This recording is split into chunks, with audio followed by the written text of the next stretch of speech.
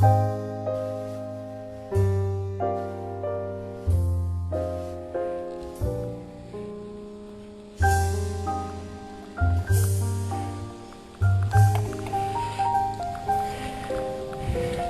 it's the camera on. Been out for a wee while and usually I'm headed west. But just look at that lovely day. The sun's shining. The wind is southwesterly and it's very light, so everything's in my favour.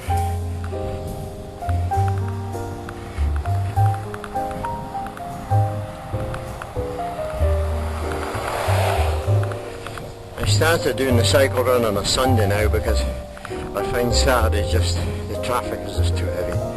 It's too scary.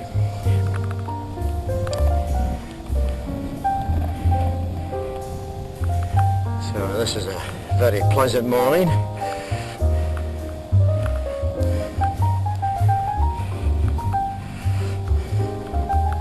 It's only about 20 to 9 or something like that. So I should be home back 11 o'clock. The short 17-mile runs.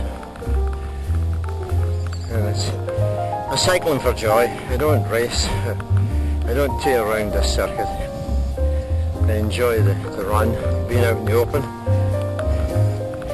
And as you can see, the winter scenes now are well and truly on their way, if not gone, some of them. It's just winter now.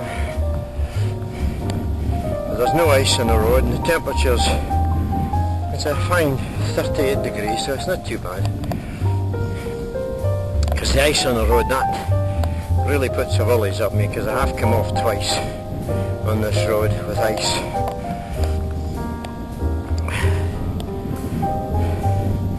As I say, broken bones at this age, and it takes bloody ages to heal, so I do exercise a fair bit of care now, as long as I can get out.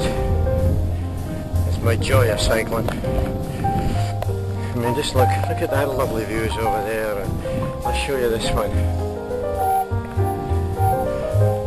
Well, look at the camera, you can see over that wall.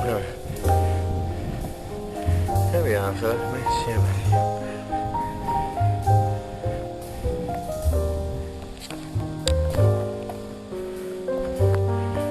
Pick up that lovely house away over there in the background. That was built about 5 or 6 years ago. And he's got all this land, you know, and he's got 2 daughters that use it, as you can see, for horse riding and gymkhanas, but they're very nice girls, the 2 of them. I've met them a couple of times, you know, on this road, you know, and they've always been courteous as far as the horses are concerned, because these things, if they get spooked, you know, they can be nasty, can't they? And it did happen once, you know. I was cycling along and I came up behind, I was coming up behind some guys. Yeah. There's the guys out training, you see. They're all training for the late winter racing up on the Skene Road. I think one there's a D-side cycling club, which was even in the go when I was young, you know. We were a Paragon cycle racing club, you know, and there was a D-side, the Wheelers, the Panthers, the Caledonian Ladies. God, there was heaps of them in there, and, you know, because there was no bloody cars, was there? Everybody wanted a bike. Got you out in the country.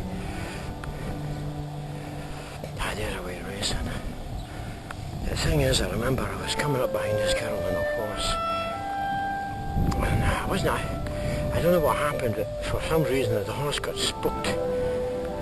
Bloody hell, it reared up in the air and it took off at one hell of a speed, and the girl on the horse lost her balance, you know, and she was hanging on for dear life. But finally it took a sort of mad sharp turn to the left across the road, and she was swung out like a ball in the end of a rope, and her head smashed against the lamppost, one of the light posts on North Side Road. And God, oh dear. You know, the bloody horse looped the bloody wall and took off across fields. And when I got there, you know, I said, oh dear, you know, I had no mobile phones. I didn't have a mobile phone there.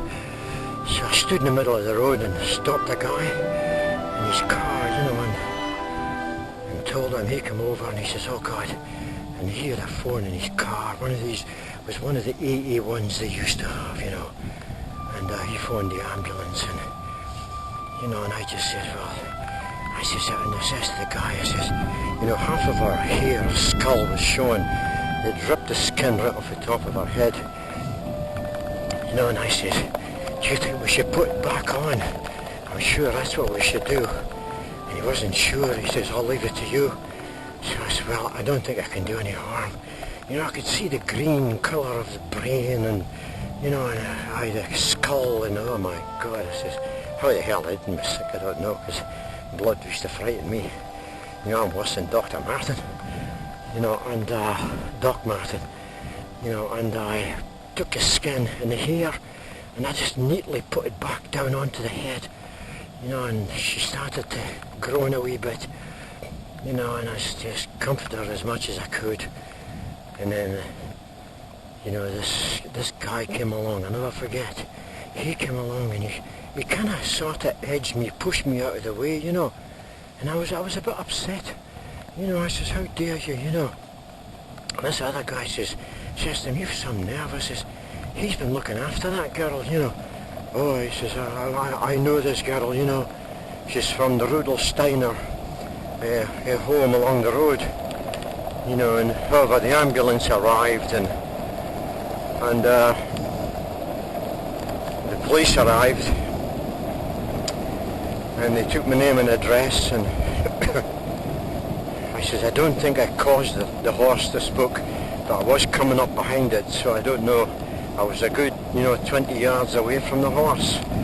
I said, "I don't know, I just don't know if I was the cause, but I'm not quite honest with you. But I says, hope she'll be all right." But however, I think it must have been about 2 months later, and I think it was 2 months later, and I got a phone call. We were staying in Deeside Gardens at the time, and I got this phone call, and it was from the Rudelsteiner home, and the girl, they got my address from the police, and the girl wanted to see me.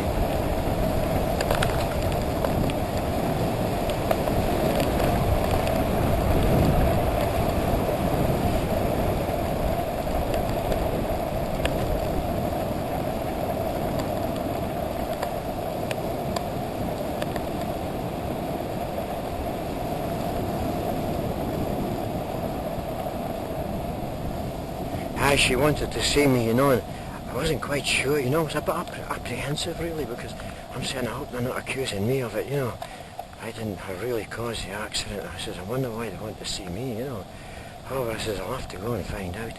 But no, they took me in to see, she was back in the home by then, and God, she just couldn't thank me enough for what I did. And the doctor says I did the right thing by putting all the hair and the skin back over the head, and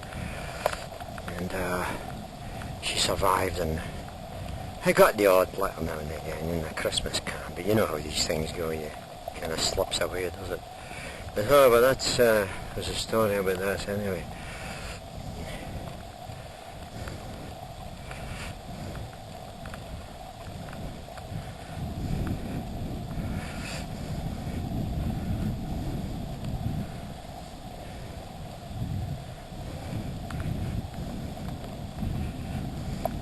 Oh, this is just a leisurely run, this. It's not even a charity run, it's just a run out the bike.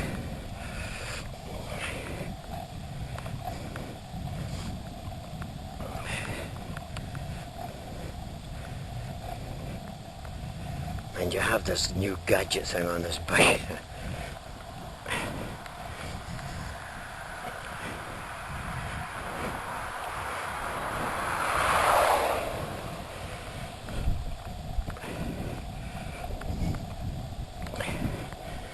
My wife says I've got gadgets in the brain. This one gives you the elevation, and direction, and gives you all sorts of, it's satellite connected, you see.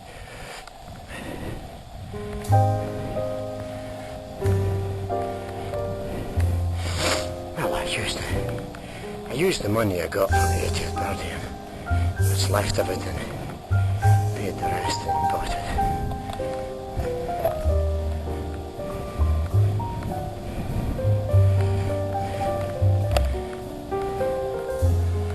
God, it's a beautiful day. I know it's cold, but I've got more jackets on than you could throw a stick at. I feel quite cosy actually.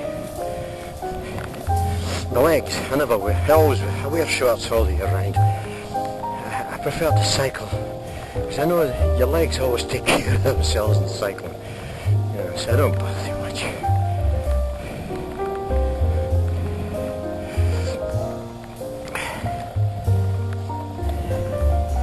Get down the gears a bit, James. God, it's a beautiful day.